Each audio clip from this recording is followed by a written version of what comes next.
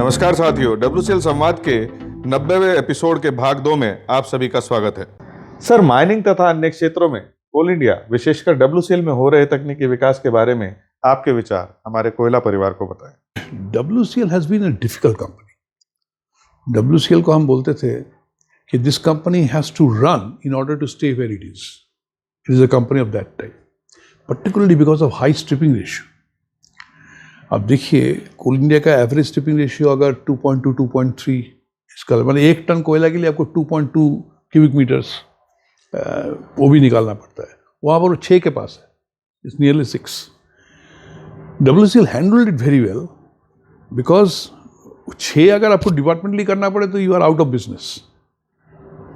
A major part of that is outsourced, and that's how the cost is brought down. So that's how WCL has been doing. But still then, the mines are small. They don't have big mines. At one point of time, I remember we argued that WCL must be given some mine in Talcher, in the Mahanadi area, so that they can have an experience of a big mine. But what I find amazing, particularly in recent years, that their production, I never thought the production could go to these levels. They produced 69 million tons last year. It's fantastic. And 64 million tons a year before. So these are great numbers. और उस वो production के लिए उनको कितना वो भी करना पड़ता है, वो 6 गुना वो भी करना पड़ता है। So that's itself a big challenge. And the good part is WCL का अंडरग्राउंड। सी, यहाँ पर अंडरग्राउंड में जितना काम हुआ है उससे ज़्यादा काम हमको लगता है, excepting of course Jhanjra is a good mine and may be Moonidih is a good mine in BCCL। ये छोड़ के WCL में जो कंटिन्यूस माइनर का एक्सपेरिमेंटेशन हमारे टाइम में सावनेर से शुरू हुआ था, उसके बाद भी इन्होंने कंटिन्यूस माइनस किया and they have been able to achieve guaranteed production and all that. ये करके WCL में काफ़ी अच्छा काम, अच्छा टेक्निकल एक्सपर्टाइज काफ़ी है। And now I am told that they have done something called integrated control and command thing which is unique in WCL and that should spread to other coal companies. This is very redeeming and I'm very satisfied because I was a finance director there. I have some मेरा कुछ लगाव है उनके साथ, company के साथ। मेरा लगाव उससे पहले भी है, क्योंकि जब हमारा कोल इंडिया का कैपिटल रिस्ट्रक्चरिंग हुआ था, जिससे मेरा काफ़ी कंट्रीब्यूशन रहा, दैट वाज इन 1996। उस समय का रिस्ट्रक्चरिंग में कैबिनेट पेपर अगर आप देखिएगा, उसमें देखिएगा, I argued successfully, I mean the government argued with my help so very successfully that WCL coal price should be different. WCL coal price should be comparable to Singareni coal prices, not to the rest of coal companies, because they are serving the same market. Both are serving the western market.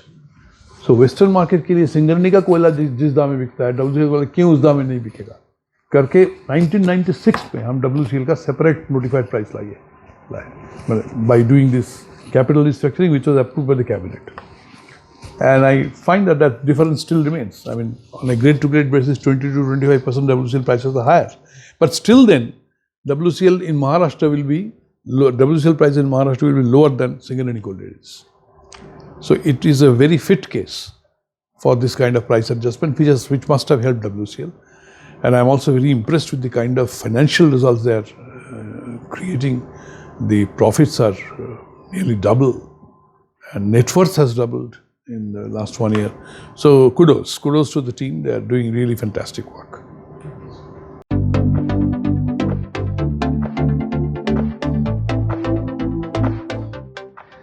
Sir, पिछले वित्त वर्ष में कोयला उत्पादन, प्रेषण तथा ओबी removal के क्षेत्र में कोल इंडिया तथा WCL ने नए ऐतिहासिक आयाम स्थापित किए हैं।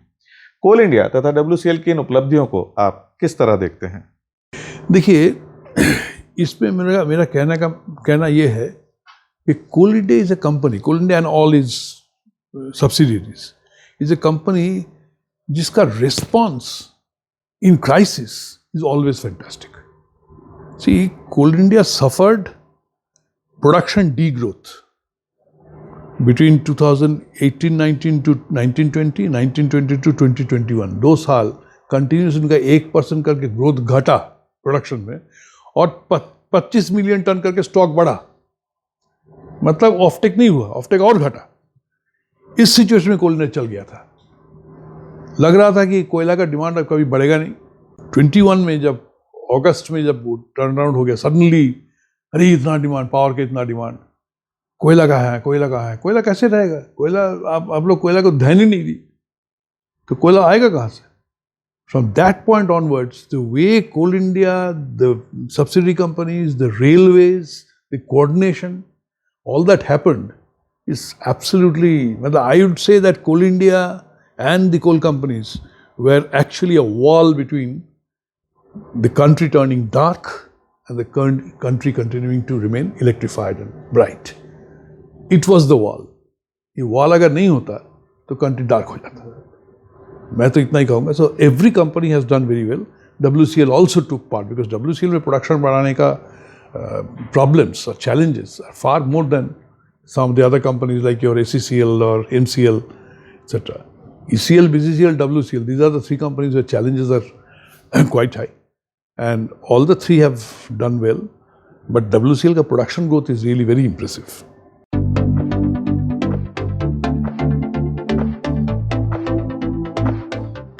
सर, आपका जीवन विभिन्न अनुभवों से परिपूर्ण है. कोयला उद्योग में प्राप्त हुए कुछ यादगार अनुभव, उनसे मिली जीवन की सीख हमारे कोयला परिवार के साथ साझा कीजिए. मैं 2 एग्जाम्पल बोलना चाहूँगा.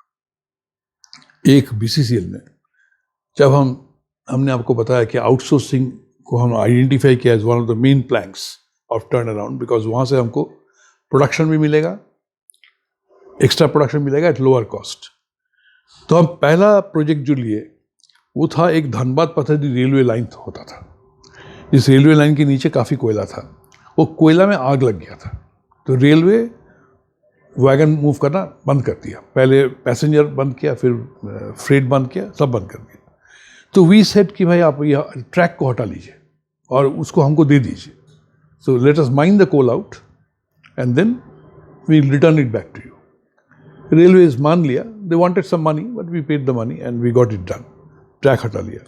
हम लोग टेंडर किया. There was a first tender in coal in BCCL जिसमें ये ट्रैक हम टेंडर करके जो L1 था उसको दे दिया और नीचे आग बुझा के उसको कोयला निकालना है.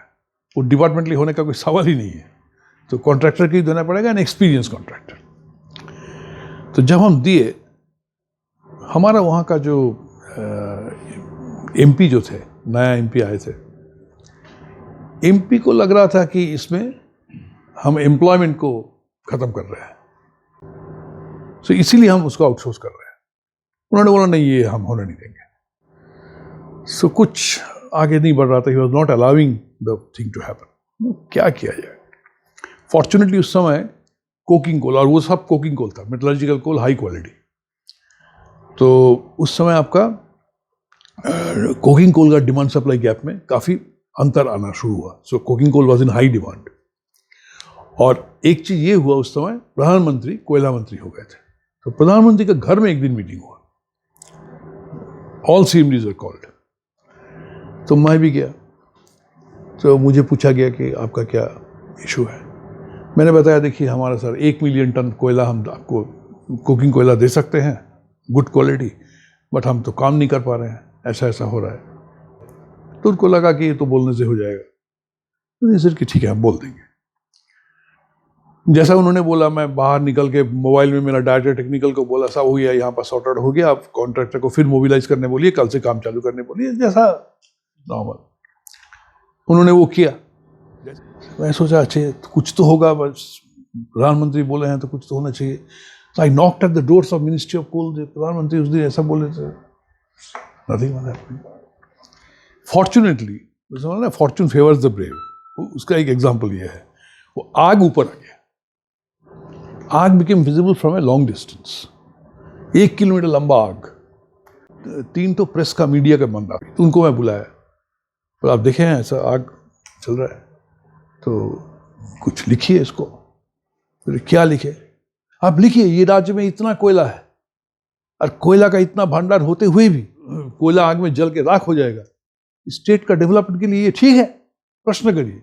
ये कोयला हमारे लिए, हमको वेजेस देने के लिए पैसा नहीं है, इस कोयला से हमको वो पैसा मिल जाता. उसके बाद एक चेंज ऑफ मिनिस्टर हो गया. तो जैसा ही हुआ मैं नेशनल न्यूज़ को यूज़ किया. मिनिस्टर हो गया, धनबाद आ गया. धनबाद आते बोले क्या हुआ है? सर चलिए आपको हम दिखाते हैं. बोला हमको सब पता है. He gave instruction to his next of kin, next of rung of ladders और कल से काम चालू होना चाहिए. That was straight instruction. एक डिसीजन में उस टाइम लिया. I thank my stars for that decision. बहुत लायबिलिटी पेंडिंग था. मैं बोला जितना एम्प्लॉय रिलेटेड लायबिलिटी, जैसा एम्प्लॉय का तनख्वाह होता था 1 तारीख का तनख्वाह 28 तारीख होता था. जो नॉर्मली 1 तारीख होता है वो जाके मंथ का एंड में होता था. उतना वर्किंग कैपिटल होता. उसको हर महीना आगे आना चाहिए. फिर कैश आ रहा है every day by 5 to 6 days आगे बढ़ रहा है. तो एम्प्लॉय देख रहा है क्या हो गया. Every 25 days we are getting a salary, है ना. So they were feeling excited. उसके बाद कुछ पैसा जमा हो गया. हम डीपी, हमारे गर्ग साहब वो डीपी थे वहाँ पर, उनको वो जाके आप वो CMPF का कमिश्नर को ये पैसा दे दीजिए 50 crore at least first round of submission. Things started improving. In fact वहाँ पर सब कविता वविता दिखने लग गया. ये कोई आया है, सूरज आ रहा है, यू नो, अंधेरा हट रहा है, that kind of things started reporting. But this is one instance I would say very, मुझे बड़ा अच्छा लगता है सोचने में. Second of course is of your IPO related, because IPO में सबसे बड़ा प्रॉब्लम ये था कि किसी के पास कोई एक्सपीरियंस नहीं था. Neither I knew how to do an IPO, nor anybody of us. तो रॉथस्चाइल्ड करके एक कंपनी है जो IPO का बैंकर नहीं होते हुए भी वो आपको एडवाइस कर सकता है. So they wanted to come forward and advice. हम उनको सिलेक्ट नहीं कर सके क्योंकि टेंडर का मामला था. सो टेंडर फेंडर करके वो सब सिलेक्ट कैसे करेंगे, हुआ नहीं. तो हमारे एक डायरेक्टर थे IIM अहमदाबाद के director. He was in the board of Coal India. उन्होंने बोला कि हम IIM से आपको हेल्प कर देते हैं. अब IIM से जब हेल्प मांगा गया तो IIM का प्रोफेसर, अच्छा प्रोफेसर, बोलता है कि हेल्प कर देंगे but you know all meeting should be consult, मैंने should be held only in consultation with us. अरे ऐसा कैसे होगा. तो हम वो हेल्प भी नहीं ली. Ultimately we learned everything right from the scratch and we did it. And as a result उसका जो इफेक्ट हुआ ना, मैंने यू कांट से वो 10,000 करोड़ ओरिजिनली टारगेट था 10% का, वो जाके 15,200 करोड़ में खत्म हुआ. And it was a massive success.